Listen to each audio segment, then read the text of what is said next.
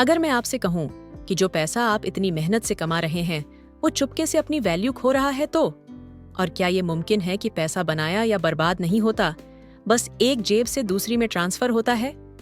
Robert Kiyosaki का यही पैगाम है जो आपके पैसों के बारे में सोच को बदल सकता है।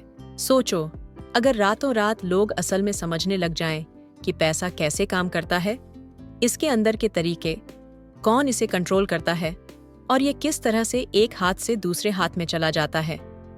हेनरी फोर्ड ने एक दफा कहा था, अगर लोग हमारे बैंकिंग और मॉनेटरी सिस्टम को समझ लें तो कल सुबह तक एक इनकलाब आ जाए।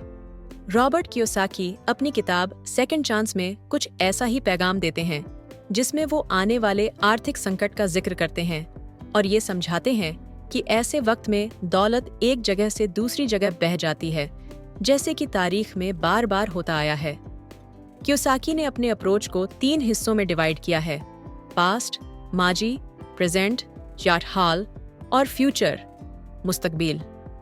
वो मानते हैं कि अगर आप सही कदम उठाएं तो आप किसी भी मुश्किल वक्त में सिर्फ बचत नहीं बल्कि तरक्की भी कर सकते हैं। पार्ट 1, तारीख से सीखें।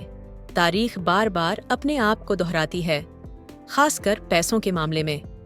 कियोसाकी अपने बयान में क्वांटिटेटिव ईजिंग का कॉन्सेप्ट इंट्रोड्यूस करते हैं, जिसे आसान अल्फाजों में पैसा छापना कहा जा सकता है। वो इस चीज पर जोर देते हैं कि ये विडंबना है कि अगर आम इंसान अपने घर में पैसा छापे तो उसे जेल हो जाएगी, मगर सरकार इसे बड़े पैमाने पर करती है, खासकर संकट या युद्ध में, और कैश को सर्कुलेट करती है बिना किसी असली बैकअप के। इससे इन्फ्लेशन होती है और गरीब और मिडिल क्लास का पैसा धीरे धीरे खत्म होता है, जबकि अमीर और भी अमीर हो जाते हैं। एक मिसाल लो पुरानी रोम की।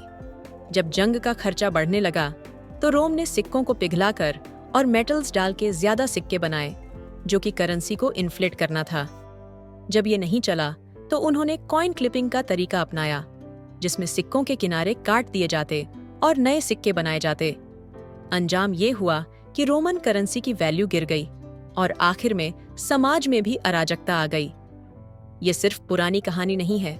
कियोसाकी कहते हैं कि कई और मुल्कों ने भी ये तरकीब अपनाई है, जैसे कि पोस्ट WWI जर्मनी और मॉडर्न जिम्बाब्वे, और इसका अंजाम हमेशा बुरा ही निकला। जर्मनी ने जब जंग के रेपेरेशन देने के लिए पैसा छापना शुरू किया तो हाइपर इन्फ्लेशन इतनी ज्यादा हो गई कि लोग 2 बियर एक साथ ऑर्डर करते थे, क्योंकि जब तक वो पहली बियर खत्म करते उनके पॉकेट में पैसा दूसरी बियर के लिए काफी न रहता। आज अमेरिका भी कुछ ऐसे ही रास्ते पर है। कियोसाकी का कहने का मतलब है कि वो भी बेहिसाब पैसा छाप रहे हैं। और आइंस्टीन ने फेमसली कहा था, इंसैनिटी ये है कि आप एक ही काम बार बार करें और नया नतीजा उम्मीद करें।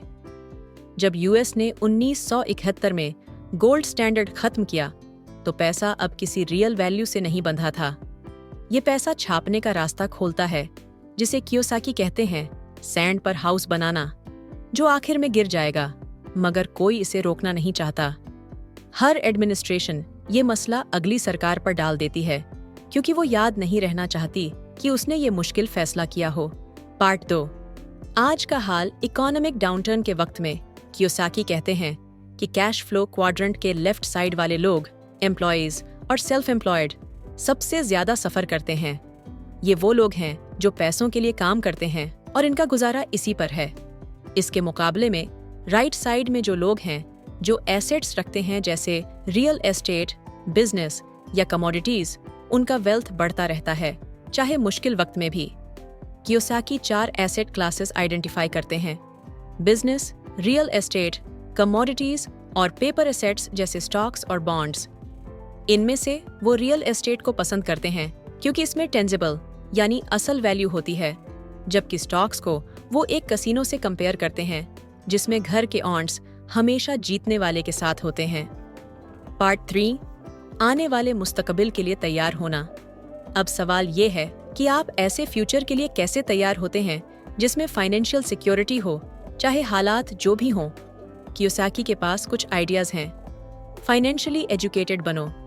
वो एक गेम रिकमेंड करते हैं जो कि कैश फ्लो कहलाती है, जो कि एक सिमुलेशन है जिसमें लोग बिना किसी रिस्क के स्ट्रेटजीज सीख सकते हैं और वेल्थ क्रिएशन को समझ सकते हैं।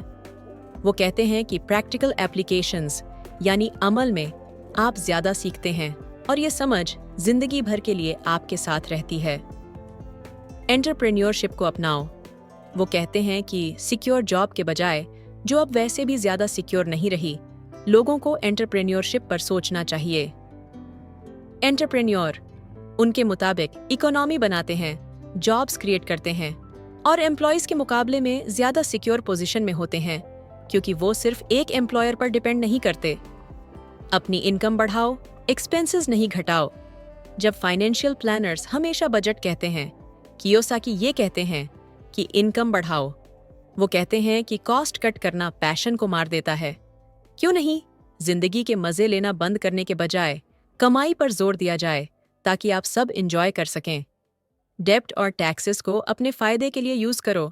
डेब्ट अगर सही तरीके से इस्तेमाल हो तो ये एक दोस्त बन सकती है, मगर लाइबिलिटीज खरीदने के बजाय, जैसे कि कार या नए फोन्स, वो एनकरेज करते हैं कि डेब्ट से ऐसे एसेट्स खरीदें जो इनकम जनरेट करें।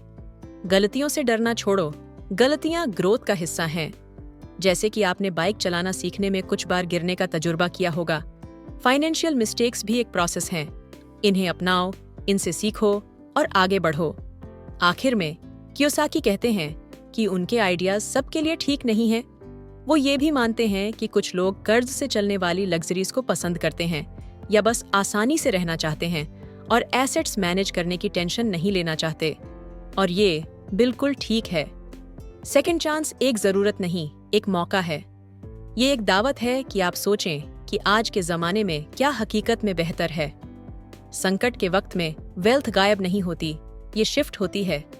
कियोसाकी के मुताबिक पैसों का सफर समझने से और आने वाले चेंजेस के लिए तैयार होने से हम ये इंश्योर कर सकते हैं कि पैसों का ये शिफ्ट हमारे हाथ में आए, ना कि हमारे हाथ से निकले। धन्यवाद देखने के लिए। अगर आपको ये वीडियो पसंद आई हो तो प्लीज लाइक और शेयर करना ना भूलें और चैनल को सब्सक्राइब जरूर करें।